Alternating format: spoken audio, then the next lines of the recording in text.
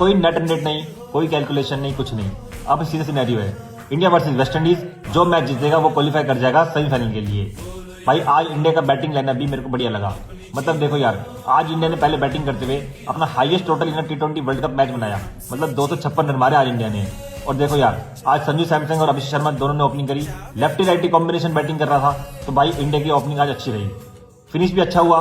तिलक वर्मा नीचे आए बैटिंग करने के लिए, अभी हार्दिक पांड्या इन्होंने अच्छा फिनिश किया।